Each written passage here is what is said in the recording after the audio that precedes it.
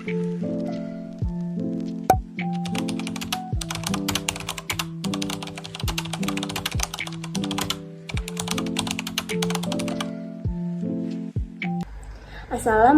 warahmatullahi wabarakatuh. Perkenalkan, saya Winda Alfadela dengan NIM 05041282328046. Pada video kali ini, saya akan menyajikan materi untuk mata kuliah Teknologi Reproduksi dan Pembibitan Ternak mengenai perbedaan organ reproduksi betina pada beberapa jenis ternak. Yang pertama ada sapi betina, lalu yang kedua ada domba betina, ketiga ada kuda betina, yang keempat ada babi betina, dan yang kelima ada ayam betina. Mari kita pelajari bersama bagaimana anatomi dan fungsi organ reproduksi pada masing-masing ternak tersebut. Baiklah, di sini saya akan menjelaskan terlebih dahulu perbedaan organ reproduksi betina, ternak sapi, domba dan kambing, kuda dan juga babi. Organ reproduksi pertama yaitu ovarium pada masing-masing ternak. Sapi betina, ovarium berbentuk oval menyerupai kacang almond dengan ukuran sekitar 3-5 cm. Ovarium ini berfungsi sebagai tempat pemotongan folikel dan pelepasan sel telur atau ovulasi, serta produksi hormon reproduksi seperti estrogen dan progesteron. Pada domba dan kambing betina, ovarium juga berbentuk oval seperti pada sapi, tetapi ukurannya lebih kecil, sekitar 1 hingga 2 cm. Fungsi ovarium sama dengan sapi, yaitu pembentukan dan pelepasan sel telur serta produksi hormon. Pada kuda betina, ovarium kuda memiliki bentuk unik menyerupai ginjal, tidak seperti oval pada sapi dan domba. Ovarium ini memiliki zona ovulasi sendiri, dan cara ovulasinya berbeda dari mamalia yang lain. Pada babi betina, ovarium babi berbentuk khas seperti buah murbei atau anggur karena memiliki banyak folikel-folikel. Struktur ini menunjukkan kemampuan reproduksi babi yang tinggi dengan jumlah telur yang banyak dihasilkan. Selanjutnya ada oviduct. Yang pertama pada sapi, memiliki banyak lekukan dengan panjang sekitar 20 hingga 30 cm yang bermuara di ujung tanduk uterus. Lekukan ini menyediakan permukaan yang luas untuk menangkap dan mengarahkan ovum dari ovarium menuju uterus. Yang kedua ada oviduct pada domba dan kambing. Hampir sama dengan sapi, tetapi ukurannya lebih kecil, yaitu sekitar 12 hingga 15 cm. Lekukannya berfungsi sama dalam mendukung fertilisasi dan transportasi umum. Lalu oviduct pada kuda, relatif lebih pendek, sekitar 15 hingga 20 cm, dan tidak berlekuk sebagaimana oviduct babi. Struktur ini sesuai dengan cara reproduksi kuda yang berbeda, dengan oviduct yang sederhana namun efektif. Selanjutnya oviduct pada babi, sangat berlekuk-lekuk seperti untaian tali yang kusut. Terdapat persimpangan unit uterotubal antara oviduct dan uterus, yang berbentuk katup atau papila sempit dengan panjang 15 hingga 30 cm. Lekukan ini memungkinkan kapasitas reproduksi babi yang tinggi dengan banyak folikel dan embrio. Selanjutnya ada uterus. Pada sapi, uterusnya bertipe bikornis, yang berarti memiliki dua tanduk uterus yang panjang dan badan uterus yang pendek. Pada domba atau kambing, uterusnya juga bertipe bikornis. Tanduk uterusnya lebih panjang dan memiliki ukuran yang lebih kecil dibandingkan sapi.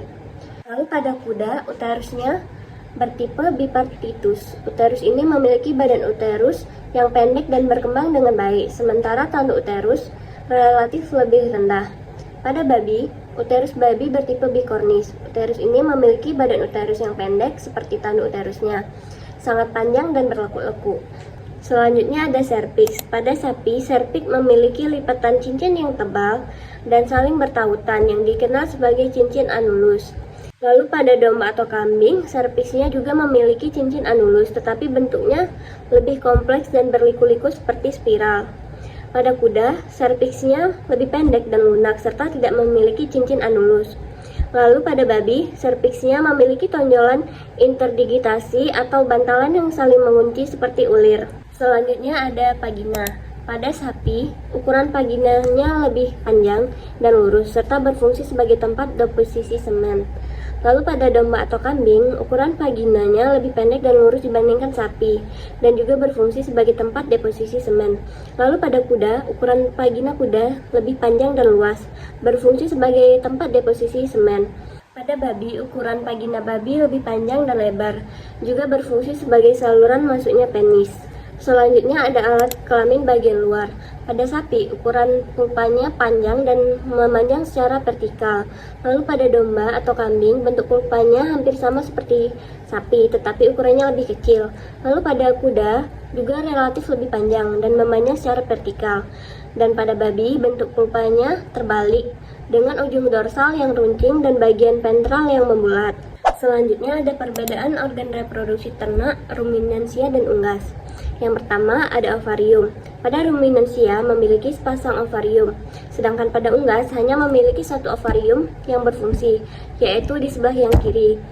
Lalu ovidak pada ruminansia berupa saluran kecil penghubung antara ovarium dan uterus, berperan sebagai tempat fertilisasi atau pembuahan, dan juga transportasi embrio menuju uterus untuk implantasi dan perkembangan fetus. Sedangkan pada unggas berupa saluran telur yang ukurannya panjang dan kompleks, yang terdiri dari infundibulum, magnum, isthmus, dan juga vagina, berperan dalam proses pembentukan telur maupun fertilisasi jika terjadi perkawinan di bagian awal ovidak, yaitu infundibulum.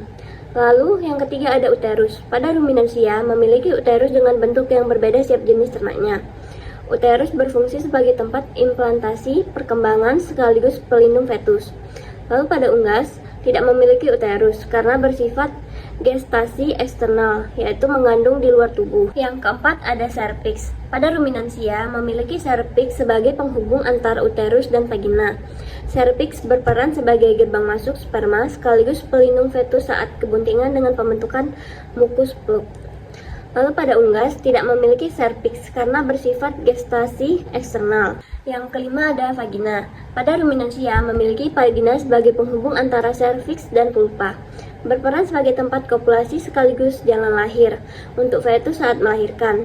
Sedangkan pada unggas memiliki vagina sebagai bagian terakhir yang dilewati telur sebelum dikeluarkan melalui kloaka.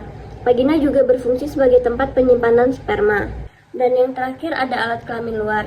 Pada ruminansia berupa vulva yang berfungsi sebagai pintu pertama masuknya penis selama proses perkawinan, serta jalan lahir saat melahirkan dan sekresi urin. Sedangkan pada unggas berupa kloaka yang berfungsi sebagai muara tiga saluran, yaitu sistem pencernaan, feses, sistem urinari, urin, dan sistem reproduksi telur. Demikian penjelasan singkat mengenai perbedaan organ reproduksi betina pada ternak sapi, domba, kuda, babi, dan ayam. Dengan memahami perbedaan anatomi dan fisiologi reproduksi ini, kita bisa mengoptimalkan manajemen reproduksi dan pembibitan ternak secara lebih efektif. Terima kasih telah menyaksikan dan semoga bermanfaat. Wassalamualaikum warahmatullahi wabarakatuh.